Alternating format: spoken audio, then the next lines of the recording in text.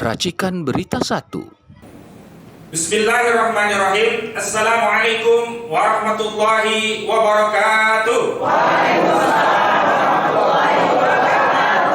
Pernyataan bersama tokoh, ulama, akademisi Banten dan Jakarta tentang penegasan sikap tolak kezaliman proyek PIK 2, selamatkan rakyat Banten dan rakyat Indonesia. Masyarakat Banten merasa lega karena Presiden Prabowo Subianto telah menerbitkan Perpres nomor 12 tahun 2025 tentang RPJMN tahun 2025-2029. Dalam Perpres ini, proyek PIK 2 tidak lagi masuk dalam daftar PSN, sehingga proyek ini tak lagi dapat menjual narasi proyek strategis nasional untuk merampas tanah rakyat Banten sebagaimana sebelumnya telah dilakukan. Hanya saja, proyek PIK 2 hingga saat ini tidak dihentikan. Di lapangan, sejumlah pengurukan lahan hingga reklamasi sejumlah bibir pantai tetap dilakukan. Sejumlah pagar laut juga masih kokoh berdiri. Berkenaan dengan hal itu, kami para tokoh, ulama, akademisi Banten dan Jakarta menyampaikan pernyataan sebagai berikut. Pertama, kami menyatakan tegas menolak segala bentuk kezaliman proyek PIK 2 dan meminta kepada Presiden Prabowo Subianto untuk stop seluruh kegiatan proyek PIK 2. Karena segala bentuk kezaliman, termasuk tetapi tidak terbatas pada perampasan tanah rakyat di darat, perampasan wilayah sungai dan laut, baik dengan modus tipu muslihat, intimidasi dan kriminalisasi, baik dengan status PSN maupun tanpa status PSN, adalah bagian dari bentuk-bentuk penjajahan dan penindasan yang wajib ditolak karena tidak sesuai dengan pri kemanusiaan dan pri keadilan. Kedua, corak khas kezaliman proyek PIK 2 salah satunya adalah melalui modus operandi memanfaatkan aparat penegak hukum untuk melakukan kriminalisasi terhadap rakyat yang enggan menjual tanahnya kepada Agung Sedayu Group, seperti yang dialami oleh Haji Fuad dan Charlie Chandra, juga ratusan orang lainnya yang sudah menjadi korban kriminalisasi. Karena itu, negara harus hadir untuk memberikan jaminan keamanan, ketentraman, dan keadilan dengan memastikan aparat penegak hukum tidak lagi melakukan kriminalisasi dan mengembalikan marwah dan wibawa lembaga kepolisian sebagai lembaga pelindung, pengayom, dan pelayan rakyat. Ketiga, untuk memastikan kehadiran negara memberikan jaminan keamanan, ketentraman, dan keadilan bagi seluruh rakyat Indonesia, khususnya rakyat Banten yang telah menjadi korban proyek PIK 2, maka kami mendesak Presiden Prabowo Subianto untuk segera menghentikan segala bentuk penindasan rakyat Banten.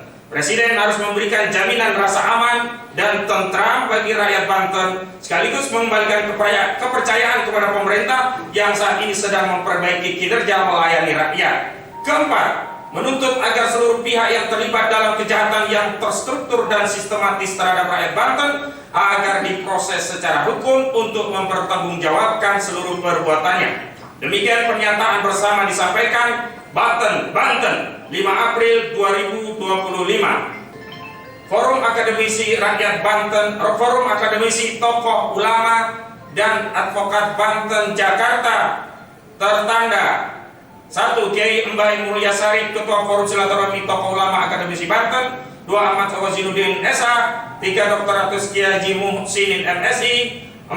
Majen TNI Purnawirawan Sunarko. 5. Dr. Kiai Haji Sabra Wijaya. 6. Majen TNI Purnawirawan Samsu Jalal. 7. Dr. Andes Kiai Sanwani. 8. Edi Mulyadi. 9. Dr. Agus Haji A. Rasid MSI. 10.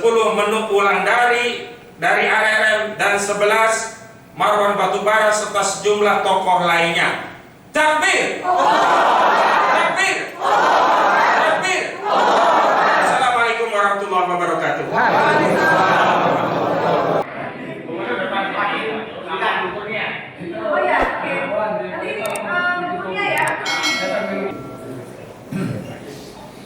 Assalamualaikum warahmatullahi wabarakatuh.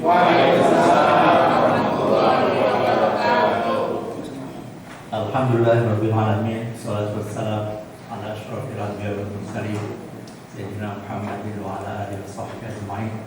Berasal dari 200 kerajaan lebih, 700 bahasa daerah, ribuan suku. Waalaikumsalam warahmatullahi wabarakatuh. Alhamdulillah rabbil alamin. Hamdan katsiran kama amara wa Asyhadu an la ilaha illallah wahdahu la syarika lah wa asyhadu anna Muhammadan abduhu wa rasuluhu la nabiyya ba'dahu wa rasulah. Allahumma shalli ala Muhammad wa ala ali Muhammad. Allahumma shalli ala Disyukur kehadirat Allah, alhamdulillah kami datang tidak jauh sih, tapi menurut kami cukup lumayan effortnya untuk datang kemari, sehingga mohon ini bisa dijadikan ukuran parameter bahwa kami datang dengan segala keseriusan yang baik dan ingin membangun satu hubungan yang dibangun di atas asas saling mempercayai. Dan saking pentingnya acara ini, Bapak-bapak sekalian, dari kami hadirkan di tentara-tentara walaupun sudah purnawirawan. Di saking pentingnya agenda, bahkan beliau mengagendakan waktu untuk datang, karena juga diantaranya percaya bahwa acara ini diselenggarakan oleh para pejuang. Ya, kami yakin perjuangan ini tidak bisa sendiri, maka butuh sinergi, butuh saling memahami, butuh ada batasan-batasan koridor untuk saling bisa melengkapi kekurangan satu dengan yang lainnya. Makanya saya perkenalkan, yang pertama kami bawa tentara di samping kanan saya ini Mayor Jenderal Purnawirawan Pak Sunarko. Tentu bagi masyarakat di Banten tidak asing dengan beliau karena beliau lama mengabdi di kesatuannya di wilayah Banten. Kemudian yang kedua, tentu bagi yang era old dan hari ini alhamdulillah Allah diberikan nikmat panjang umur sehingga masih hidup sampai hari ini, tidak akan juga asing dengan sebelah dari Pak Sunarko, yakni Majen TNI Purnawirawan Samsul Jalan. Ya, beliau ini bisa disebut polisinya polisi, polisinya tentara. Jadi Verdi Sambo pun kalah, karena Verdi Sambo itu baru polisinya polisi.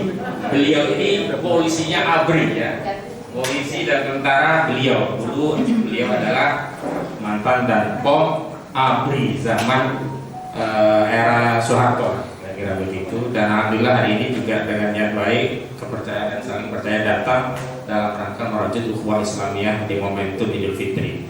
Selanjutnya ini dari barisan aktivis yang boleh disebut sebagai dalang, ya, kalau bisa disebut otak atau dalang di balik aksi-aksi pembelaan kedua. Yang pertama kali di Kohot yang heroik sekali, itu beliau yang mengkoordinir aksi dari Jakarta, Bang Marwan Batubara. Selanjutnya di sebelah kanan Bang Marwan ini mungkin sering berseliweran wajahnya di video-video gitu. Ya, bahkan saya sempat dapat pesan langsung dari Buya Anwar Abbas. Ustadz Ahmad, nah kadang-kadang kami komunikasi saya dipanggil Ustadz, ini siapa Ustadz? Kok luar biasa ya? Oh, itu tim advokasi melawan oligarki ratus perampas tanah rakyat. Nah, begitu. Bu Kurnia Triroyani. Sengaja kami bentuk tim namanya melawan oligarki ratus, karena memang ini pengusaha yang rakus gitu, tidak pernah merasa kenyang sampai zolim terhadap hak-hak rakyat. Kami bentuk tim advokasi melawan oligarki rakus perampas tanah rakyat. Salah satu andalan kami ya kalau di dunia advokat itu ya Sri Kandinya ini ya Bu Kurnia Triroyani. Ya gitu. Selanjutnya di sebelah kanan ya, itu yang sering menggugat karena organisasinya namanya Aliansi Rakyat Menggugat. Nah, beliau ini juga yang sering turun ke lapangan, kegiatan hari-harinya ngaspal, katanya begitu. Namanya Bu Menuk Wulandari. Beliau ini juga yang adu kekuatan ya dalam konteks aksi di Kohot, karena sempat ada preman bayaran yang memaksa kami untuk pindah lokasi. Kami koordinasi dengan panitia, kami pindah lokasi, ternyata ibu-ibu tetap berani berbenturan, tapi alhamdulillah ya, beliau selamat begitu dan alhamdulillah bisa membersamai. Selanjutnya Bang Medi Juniarto juga ya. Ini kalau Jakarta Amerika punya White House gedung putih, nah di Indonesia beliau ini yang punya White House. Tapi hari ini gedung putihnya di Jakarta yang biasa untuk kami rapat koordinasi sedang digempur gitu. Jadi beliau ini yang banyak jasa memfasilitasi kami rapat-rapat dan berbagai aktivitas lainnya, sekaligus tim advokasi juga dalam proses gugatan melawan tim 2. Selanjutnya di sebelah kanan, mohon maaf. Oh, udah selesai ya. Oh ya, di sebelah kiri saya ini Pak Ismet. Beliau juga ya tim teknis yang memang ikut andil besar dalam berbagai kegiatan aksi-aksi untuk menyampaikan pendapat, untuk memberikan pemahaman pada masyarakat tentang sulitnya proyek PIK 2. Ini Pak Ismet. Nah, beliau statusnya itu adalah Presiden KISDI dan insya Allah tidak akan dialih fungsikan jadi apa gitu kan, tidak pernah ada pemilihan gitu. Jadi presiden terus insya Allah. Selanjutnya ini Pak Budiarjo. Nah, kalau tadi ada korban di 2012, Pak Budiarjo juga korban. Tanahnya 1 hektar diambil Agung Sedayu Group dan tidak kembali. Beliau justru dikena pukul, dikeroyok oleh preman, masuk UI bersama istrinya. Nah, sampai hari ini terus ikut juga mensupport perjuangan kita pemikiran untuk bisa menegakkan amar ma'ruf nahi munkar. Dan selebihnya ada dari tim Aliansi Rakyat Menggugat banyak. Oh, ada satu Kolonel Nursan. Nah, beliau membelot di posisinya. Nah, beliau ini juga dari tim menggugat dari Forum Purnawirawan Pejuang Indonesia (FPPI). Ketuanya Kolonel Sugeng Waras. Beliau berhalangan hadir, dan juga saya lupa titip salam juga dari Bang Saididu, berhalangan hadir karena masih di kampung. Tanya ke saya jadwalnya, oh saya masih di kampung, jadi beliau juga tidak hadir. Nah, beliau ini juga salah satu penggugat prinsipal sama dengan Bu Menur juga di gugatan yang kami daftarkan di Pengadilan Negeri Jakarta Pusat. Kemudian selebihnya saya kira saya perkenalan secara umum ya, ada Dr. Julia Safari dan yang lainnya lah saya pikir ya, tidak disebut satu-satu, tim dari Jakarta. Intinya yang pertama yang ingin kami sampaikan, saya lupa, syukur harusnya itu kan Pak, kita bersolat dulu kepada Rasulullah. Alhamdulillah kita mudah-mudahan istiqomah dan diakui sebagai umatnya dan mendapatkan syafaat dari Rasulullah SAW. Yang pertama yang kami ingin sampaikan dari Jakarta karena momentum Idul Fitri 1444 Hijriah ini, kami sampaikan ucapan taqabbalallahu minna wa minkum siyamana wa siyamakum kul amin wa antum bi khair minal aidin wal faizin. Mohon maaf lahir dan batin, baik yang kami sengaja atau tidak sengaja. Mudah-mudahan momentum Idul Fitri ini selain membawa kita ke kemenangan karena berhasil melampaui Ramadan 1 bulan lamanya, juga bisa sampai pada kemenangan untuk memperjuangkan rakyat Banten dan seluruh rakyat Indonesia. Yang kedua, ada pun latar belakang kedatangan kami, nanti juga mohon yang lainnya bisa ditambahkan, dan nanti juga dari bapak-bapak juga bisa menyampaikan, diawali dari Haji Ibai tentunya. Kami prihatin terus terang karena ada upaya untuk memecah belah kita di kalangan rakyat dengan narasi-narasi yang sebenarnya tidak berdasar, yang menjauhkan kita pada objek persoalan yang sedang kita hadapi. Misalnya narasi pembelahan tim Jakarta, tim Banten, kemudian ini faksi itu. Bahkan kalau di sosial media itu saya prihatin, sesama ya wong Banten lah bisa dibilang begitu, bahasa saya itu sampai seperti membunuh pedang gitu. Padahal kan sama-sama korban. Dan kalaupun ada yang mendapat manfaat, kita juga harus ingatkan manfaat itu sementara. Pada akhirnya kalau sudah tidak dibutuhkan oleh oligarki, pasti bisa digantungkan. Contoh yang paling konkret adalah kasus Arsin Kades Kokok. Kurang apa membela proyek ini? Dia paling terdepan. Tapi begitu kasus pagar laut terungkap, sertifikat laut terungkap, pemain utamanya diselamatkan. Yang ditumbangkan hanya Arsin. Dan kami punya data, tidak mungkin itu hanya dilakukan oleh seorang Arsin, baik pagar lautnya maupun sertifikat lautnya. Makanya saya sudah sampaikan kepada Bang Makmun Muzaki, kapan lain waktu kita bisa bahas lebih dalam tentang potensi perampasan tanah rakyat menggunakan PP 18 2021. Kalau lautnya modusnya itu reklamasi menggunakan pasal 66 dengan dalih dia punya hak untuk melakukan reklamasi terhadap status tanah yang diklaim sebagai tanah hilang, padahal tidak pernah ada tanah musnah, yang ada itu tanah fiktif karena sertifikatnya dibuat juga abal-abal. Tapi mereka selalu mengklaim ini dulunya daratan terkena abrasi, maka ini dianggap tanah musnah. Dan sebelum penetapan tanah musnah di PP 18/2021 pasal 66 itu diberi kesempatan untuk melakukan reklamasi. Ini targetnya pada laut itu dan sertifikat laut itu. Yang kedua yang lebih parah sebenarnya di PP ini adalah per Januari 2026 ini 2005 masih ke depan ya, ya. Per Januari 2026 ke depan itu seluruh bukti alsa kepemilikan tanah adat yang dimiliki rakyat itu tidak akan dianggap sebagai bukti pemilikan. Giri, kikipir, itu semua tidak dianggap menggunakan PPI. Artinya apa? Nanti akan ada proses perampasan tanah yang lebih terstruktur, sistematis dan masif. Hari ini saja yang giri-giri kita masih diatur. Itu di overlap kerjasama dengan BPN. Saya nggak sebut BPN gitu saja. Dan dirampas. Bahkan yang sertifikat pun punya Charlie Chandra misalnya, atau punya Haji Fuad yang 200 hektar di Koronjo, itu udah rampas. Apalagi nanti kalau PP ini kan PP ini 2021 5 tahun diri itu diminta untuk ditingkatkan peningkatan hak menjadi SHM atau SHGB. Begitu 5 tahun nggak dilakukan, ini nggak dianggap sebagai bukti kepemilikan. Nah, oligarki kalau main rampas gampang, tinggal main dengan BPN. Nah, yang punya diri ini kalau menggugat di pengadilan nggak punya nilai karena tidak dianggap sebagai bukti kepemilikan. Nah, ini yang memang ke depan harus kita pikirkan persoalan besar ini. Dan sebenarnya persoalan besar ini saya sudah juga bilang ke Bang Mahmud, kalau penyelesaian secara hukum nggak akan selesai. Misalnya kita judicial review ke Mahkamah Agung, kalau PP terhadap undang-undang ke Mahkamah Agung. Dugaan oligarki sudah menguasai seluruh peradilan kita. Satu-satu jalan adalah politik, judicial secara politik melalui dua pendekatan.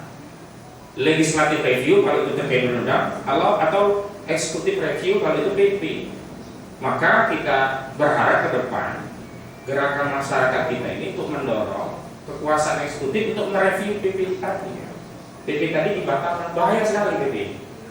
Nah, ini mungkin dalam situasi yang terpisah nanti bisa kita bahas juga, karena kita tidak ingin momentum melawan PIK 2 itu berhenti, padahal banyak hal lain yang bisa kita perjuangkan bersama untuk menyelamatkan bukan hanya rakyat Banten, tapi rakyat Indonesia. Yang kedua, kami melihat Banten itu seperti palang pintu, Bapak-Bapak sekalian. Kalau Banten jebol, seluruh wilayah laut kita termasuk tanah daratan kita habis. Karena fenomena pagar laut ini faktanya bukan hanya ada di Banten. Di Bekasi sudah ketahuan. Bedanya kalau di Bekasi pemiliknya ngaku, langsung disanksi, suruh nyabut sendiri. Hanya di Banten, karena aguan mungkin terlalu kuat, tentara kita menjadi korban, suruh nyabut-nyabutin, kasihan dari sama tentara kita, TNI AL. Dan mohon maaf, per hari ini itu belum tuntas pagar laut. Masih ada. Dan yang saya sebut reklamasi tadi tidak menunggu proses untuk menetapkan hak reklamasi berdasarkan PP. Yang ada di bibir pantai itu sudah langsung otomatis mereka reklamasi. Lebaran kurang seminggu kira-kira, saya berkunjung ke Tanjung Pasir. Tadinya mau cek pagar laut karena lagi terjadi pendangkalan, kapal nggak bisa kami lewati. Nah, kami mendekati lokasi lalu proyek PIK 2 agak mencari jalan pintas sampai kan. Itu bibir pantainya sudah bertambah. Modusnya ternyata kalau bibir pantai di sini, bapak-bapak sekalian, mereka bikin tanggul di sini, air laut di sini dikeringkan, terus ditimbun tanah. Nah, kayak kalau istilah hukum ada istilah makan bubur ayam, kalau ini nambahin pinggiran bibir buburnya tadi, nambah. Itu terjadi. Nah, insya Allah mungkin 3-4 hari ke depan kami akan keliling dari kemungkinan dari Kontan sama nelayan Holid untuk nyisir lagi pagar laut yang ada ini, agar masyarakat tahu bahwa ini nggak selesai. Walaupun sebenarnya dari status PSN-nya dengan diterbitkannya Perpres nomor 12 tahun 2025 tentang RPJMN 2025 sampai 2029 itu sebenarnya karena di 77 PSN baik 29 PSN yang baru atau 49 yang carry over lanjutan yang lama itu tidak ada lagi. PIK 2 tidak ada, BSD tidak ada, termasuk rempang ekositi punya Tommy Binata nggak ada. Harusnya kan demi hukum selesai. Tapi proyek jalan terus. Kenapa? Karena mereka berdalih yang dikasih status PSN kan hanya di wilayah yang 1.755 hektar. Itu saja yang dihentikan, yang lainnya tetap jalan. Padahal saat membebaskan lahan yang lainnya, misalnya seperti punya Haji Fuad yang 200 hektar di Probolinggo, narasinya ini PSN. Sehingga ketika Haji Fuad kemana-mana minta pertolongan, para pejabat pasang badan, oh nggak bisa Pak, ini PSN, proyek negara. Jadi ketika mau membebaskan lahan, mereka berdalih ini PSN, sehingga rakyat itu seolah-olah tidak ada pilihan selain untuk menjual walaupun harganya sekenanya. Makanya kami sebut perampasan. Kenapa? Mengambil tanah dari pemiliknya tanpa keridhaan, baik dengan harga yang kecil atau bahkan orang nggak mau jual tetap juga diambil. Di Kronjok ada sawah diuruk dulu, baru pemiliknya nego ke lurah.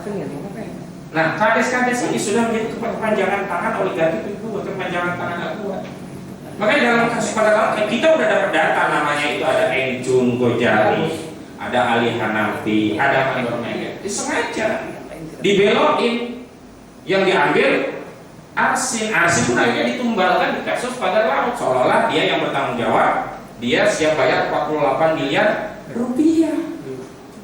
Padahal Pak juga sudah berkali-kali mengatakan motifnya apa itu mau bikin kolam penangkaran buaya. Padahal itu istilahnya Pak Narko itu nggak masuk gitu loh.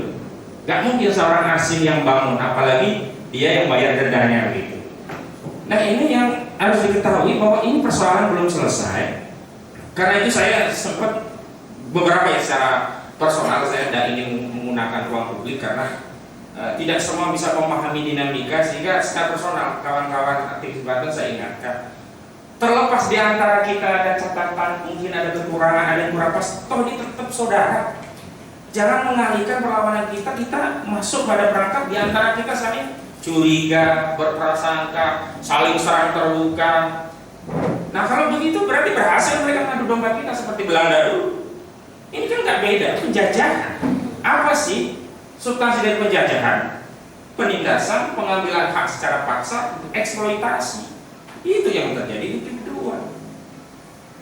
Ada yang dipaksa di rumah sakit seperti kasusnya Haji Fuad.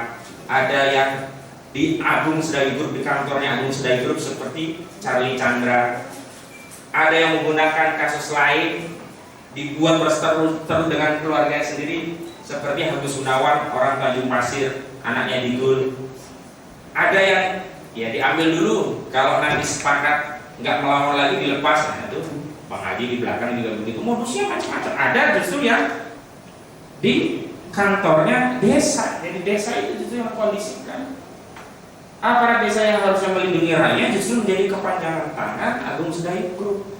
Nah kenapa kami selalu tarik Antoni Salim dan juga Agua? Agar apa? Pihak yang diuntungkan dari proyek ini kena pertanggungjawaban. Jangan sampai kita cuma diadu di sektor lapangan. Mereka kan selalu berdalih, kami tidak terlibat, kami kasih harga bagus, lurah-lurah saja atau kepala desa saja yang bermain. Padahal mereka tahu semua nggak beres ini. Kalau ibarat dalam konteks kejahatan, maling motor lah contohnya yang sering saya gunakan. Agus Sedayu ini yang menerima hasil kejahatan tadi, penada. Dan ini orang-orang DPR bukan nggak tahu Pak. Makanya ketika kami masuk ke DPR untuk menyampaikan hal ini, sebenarnya bagi mereka bukan hal baru. Cuman sedikit sekali bagi orang yang punya pengetahuan itu bisa atau berani mengungkapkannya menjadi konsumsi publik. Padahal kita butuh ini, kita ungkap kepada publik agar apa perjuangan ini dibersamai oleh publik rakyat. Kalau kita hanya mengandalkan misalkan maraknya Pak Narko walaupun mantan Kopassus, semarak apapun nggak berdemi. Tapi kalau bisa seluruh rakyat maraknya seperti Pak Narko, luar biasa. Karena itu dalam konteks dakwah, nah kami juga memang harus diketahui motif utama kami adalah dakwah, amar ma'ruf nahi munkar. Karena kalau motifnya yang lain itu selalu dipersoalkan. Saya dengan Bang Said Didu itu beda diserangnya. Kalau Bang Said Didu karena punya tambak luas, di koran motifnya bela tambaknya biar harganya naik. Saya nggak punya tanah 1 jengkal 1 meter pun, itu juga dipersoalkan motifnya apa? Kagak punya tanah bela-belain orang Banten. Itu yang saya kutip, inilah logika penjajah seperti yang disebut tadi. Dia ingin memisah-misahkan kita dengan logika yang parsial dan kecil. Tidak mau kita terintegrasi. Ya, maunya ya kita didisintegrasi, dipisah-pisah. Banten ya Banten, Jakarta ya Jakarta. Nah, padahal tadi saya kembalikan lagi, Di Karawang itu juga terjadi, sudah ada 200-an hektar. Sertifikatnya itu yang kami terima sudah diserahkan ke kelurahan, ke desa, tapi belum dibayar sampai hari-hari. Dugaan saya ini juga dampak dari pergolakan di Banten. Jadi si oligarki nggak mau kehilangan cuannya kebakar. Kenapa? Kalau sudah bayar, proyek nggak jadi kan amsor, halus. Padahal yang kita khawatirkan, saya juga ada info, ini tidak sekedar proyek bisnis biasa, ini proyek penjajahan dan infiltrasi kekuatan asing. Sederhana saja. Tanah yang dibeli hanya harganya 50.000, ada yang 30.000, ada yang masih juta. Haji Fuad, walaupun sudah ada 200 atau 300.000 per tahun, sampai hari ini belum dibayar. Janjinya baru cuma 3 bulan si Ali Hanafi Lijaya itu. Sampai hari ini belum dibayar. Berarti kan ngerampok itu kan? Ngerampok duluan. Nah, itu dijual kemarin kami keliling di PIK 2 itu ada yang harganya 29 juta per meter. Sudah nunggu hari kiamat tiba pun nggak mungkin orang-orang kita yang beli kalau semeter segitu. Mohon maaf, bukan mengecilkan kita, nggak mungkin orang Banten yang beli. Yang datang mana? Kemarin kebetulan saya dengan Haji Hambali di WRP itu ketemu orang dari Singapura. Dia tanya, ini kedua, iya, saya dari Singapura. Saya beli saya dia mau investasi. Artinya mau dijual. Dan nanti kalau PP itu ya tidak ada hambatan, kepemilikan ini juga nanti bisa dimiliki orang asing. Awalnya sewa bisa 70-90 tahun, nanti lama-lama milik asing. Nah kalau tanah kita sudah dimiliki asing, apalagi yang tersisa dari kedaulatan negara kita. Jadi kami berpikirnya tidak asing soal orang dizolimi tanah diambil, tapi kedaulatan negara. Makanya isu di dalam gugatan kami yang diwakili oleh Purnawirawan Jenderal TNI itu isu kedaulatan negara, jangan sampai ada negara dalam negara. Walaupun faktanya itu sudah terjadi. Selanjutnya yang paling penting menurut saya ini adalah agar ada sinergi dan juga saling memahami kerangka besar perjuangan juga goalnya, terlepas cara dan gaya berjuangnya masing-masing. Karena pernah kami rapat ada 2 ide besar. Apakah perjuangan ini distrukturisasi menjadi satu komando atau biarkan jadi sel-sel terpisah tetapi tetap satu tujuan. Akhirnya disepakati biarkan sel-sel terpisah tetap satu tujuan, kita konsolidasi. Karena kalau satu komando distrukturisasi, satu diinfiltrasi, yang lainnya khawatir selesai gitu. Kalau selnya banyak kan ya kalaupun ada yang terbeli ya sudahlah, itu bagian dari ujian masing-masing, kita tidak perlu persoalkan dia, biarin saja, kita punya tujuan yang lebih besar. Kalau kita membahas 1-2 orang yang begitu kan habis kita waktu kita. Sementara oligarki aduan sama Antoni Salim yang untung beliau gara-gara bisnis ini jadi ketawa ini. Dan yang paling penting ini kami dapat info, tentu ini bukan info publik karena sifatnya ini info dari person-person pelaku bisnis gitu. Jadi dugaan kuat industri properti ini juga akan menjadi lahan cuci uang, money laundering. Menurut informasi sudah ada sekitar 46 triliunan yang masuk, tapi gara-gara kita 46 triliun itu komitmen, yang sudah itu sekitar 13 atau berapa? 66 yang masuk 14. 66 triliun yang masuk 14 karena ini rame di hold, dihentikan. Nggak mau angus kan? Nah, uang itu nggak jelas, bisa jadi uang korupsi, uang narkoba. Nah, kalau sudah masuk bisnis properti, kepemilikan tadi dianggap salah. Jadi uang tadi dicuci, jadi properti yang seolah-olah legal. Dan sejarah saya dapat video rapat sebelum PP ini keluar ya. Itu ada rapat itu seluruh oligarki properti kumpul, termasuk Albuar, termasuk Simas, Sinarmas dan yang lainnya. Salah satu keluhan mereka itu adalah, mohon maaf Pak, kalau kami ada yang beli properti jangan dipersoalkan duitnya dari mana. Kami jadi susah jualan properti kalau orang mau beli dipersoalkan duitnya dari mana. Padahal standar mempertanyakan duitnya dari mana itu agar tidak terjadi money laundering. Ini yang terjadi.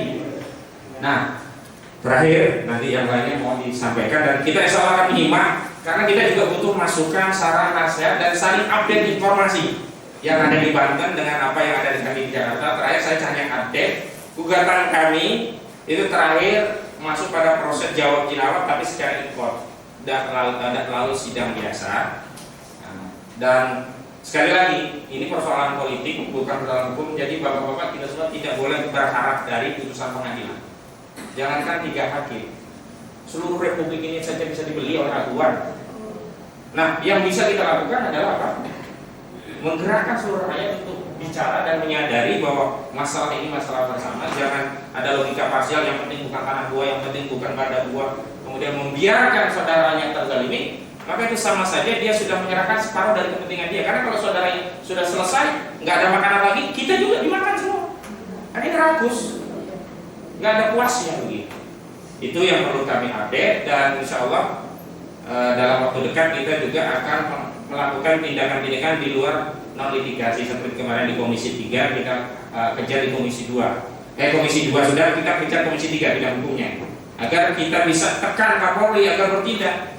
Walaupun kita tahu kenapa Kapolri diam, karena di sana sudah dapat suapnya tanah untuk Brimob. Kita tahu markas Brimob, nggak mungkin itu kalau nggak punya markas itu Kapolri dia pasti bicara. Biasanya kan selalu bicara Kapolri. Hari ini dia lemes dia, nggak bisa ngomong apa-apa dia. Harus juga verifikasi dengan data-data fakta, sehingga nggak bisa ada jalan lain kecuali menegakkan hukum. Nah, ini harus dukungan masyarakat. Seperti kasus Arsen, kasus pagar laut itu kan terpaksa keluar setelah tekanan masyarakat begitu luasnya. Coba kalau dulu tidak ada tekanan masyarakat, tetap bisa dia simpan itu kasus pagar laut, walaupun kejogrok itu pagarnya di tengah-tengah kita. Saya kira itu yang perlu saya sampaikan, karena yang paling penting ini masalah politik. Maka yang paling penting gerakan kita ini adalah agar bisa melegitimasi otoritas politik dalam hal ini presiden untuk menyelesaikan persoalan secara politik. Misalkan menghentikan proyeknya, nggak peduli ini PSN atau tidak, hentikan dulu. Kezalimannya diselesaikan dulu, baru kalau mau membangun properti lagi pakai cara-cara yang normal. Nggak salah orang jual tanah kalau harganya bagus, tapi kalau dipaksa-paksa nggak boleh. Nah itu mudah-mudahan dengan gerakan kita ini melegitimasi Pak Presiden Prabowo untuk mengambil tindakan, karena ini tuntutan dari masyarakat sehingga Presiden mengambil tindakan. Sebab tanpa tuntutan saya lihat juga di lingkaran kekuasaan tak berdaya, tidak berdaya. De jure memang mereka itu yang ada di TV itu penguasa, de jure ya, mereka yang bicara. De facto yang mengendalikan bukan mereka. Contoh sederhana, Nusron Wahid, dia berani bohong depan publik.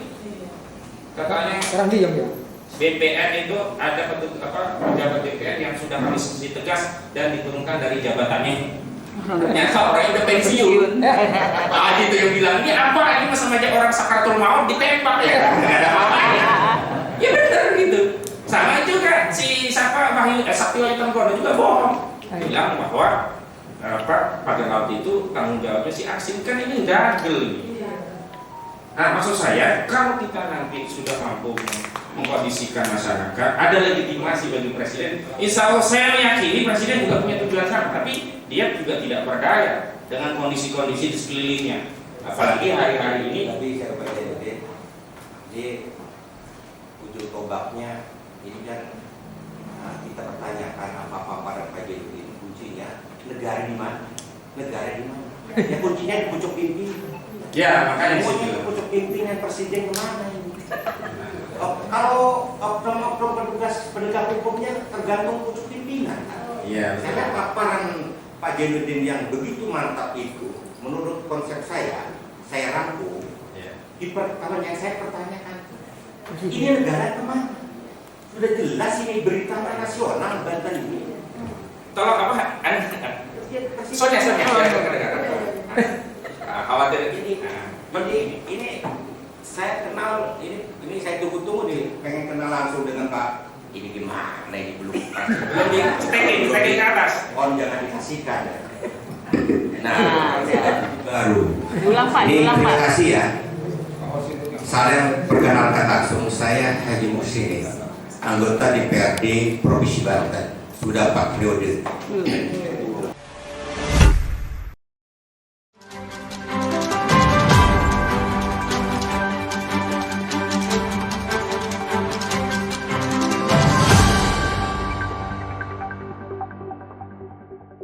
Racikan Berita 1.